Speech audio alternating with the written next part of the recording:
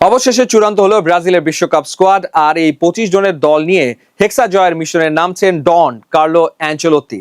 কিন্তু কোটি টাকার প্রশ্ন হলো, সবশেষ 10 ম্যাচের পারফরমেন্সের আলোকে কেমন হবে ব্রাজিলের চূড়ান্ত একাদশ? অ্যানচেলোত্তি তার চেনা রিয়াল মাদ্রিদ মডেল কিভাবে এই স্কোয়াডের ওপর প্রয়োগ করবেন? ইনজুরি কাটিয়ে ফেরা নেইমার কি শুরুর একাদশে থাকবেন, নাকি তরুণ এনরিক আর ভিনিসিয়াস জুনিয়রই সামলাবেন আক্রমণের মূল দায়িত্ব?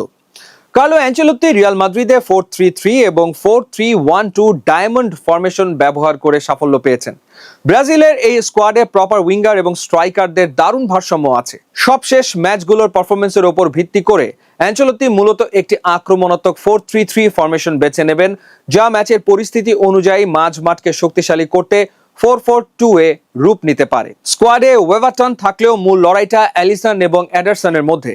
তবে অ্যানচেলোত্তির ক্লাসিক্যাল গোলকিপিং পছন্দ এবং সবশেষ 10 ম্যাচে বিগ ম্যাচ পারফরমেন্সের কারণে লিভারপুলের অ্যালিসন বেকারই থাকছেন পোস্টের নিচে নাম্বার 1 চয়েস। ডিফেন্সে অ্যানচেলোত্তি সবসময় অভিজ্ঞতার উপর ভরসা করেন। রক্ষণ ভাগের মূল দুই স্তম্ভ হবেন পিএসজির মার্কুইনস এবং আর্সেনালের গ্যাব্রিয়াল মাগাহায়েস। ব্যাকআপ হিসেবে ব্রেমার এবং লিও পেরেইরা থাকায় ডিফেন্স বেশ সলিড। রাইট ব্যাকে অভিজ্ঞ দানিলোর ডিফেন্সিভ স্টেবিলিটি অ্যানচেলোত্তিকে সাহায্য করবে ব্যাকলাইন ধরে রাখতে। তরুণ ওয়েজলি থাকবেন তার গতিময় ব্যাকআপ। লেফট ব্যাকে অভিজ্ঞ আলেক্সান্দ্রো এবং ডগলাস সান্তোসের মধ্যে লড়াই হবে, তবে বড় ম্যাচের অভিজ্ঞতায় আলেক্সান্দ্রোই এগিয়ে থাকবেন। এই স্কোয়াডের মিডফিল্ডে রয়েছে দারুণ শক্তি। অ্যানচেলোত্তি এখানে তার চেনা ক্রুজ, মদ্রিচ, ক্যাসিমিরো ট্রায়াঙ্গেলের মতো করে মাঝমাঠ সাজাবেন। মাঝমাঠের ঢাল হিসেবে থাকছেন অভিজ্ঞ ক্যাসিমিরো অথবা ফ্যাবিনো।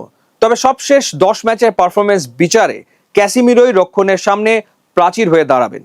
খেলা নিয়ন্ত্রণ এবং নিচ থেকে বল সাপ্লাই দেওয়ার দায়িত্ব থাকবে ব্রুনো গিমারায়েস এবং তরুণ দানিলো সান্তোসের ওপর।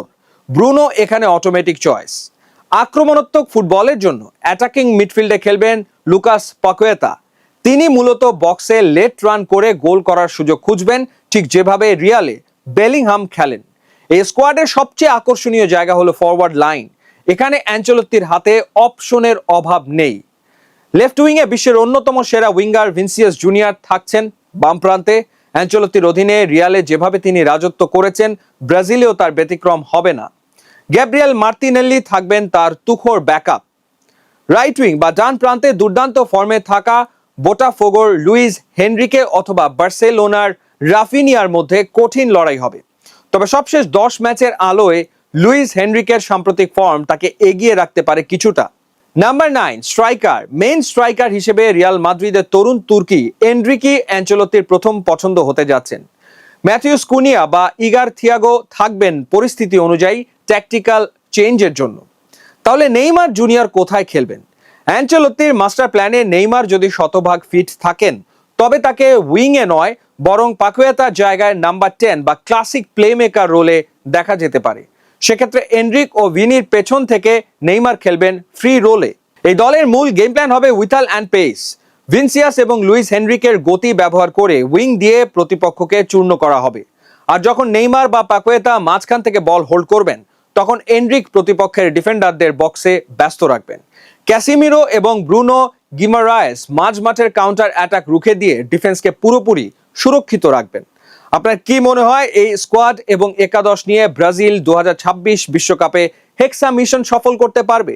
নেইমারকে কি শুরুর একাদশে রাখা উচিত নাকি সুপার সাব হিসেবে? আপনার মতামত কমেন্টে জানান।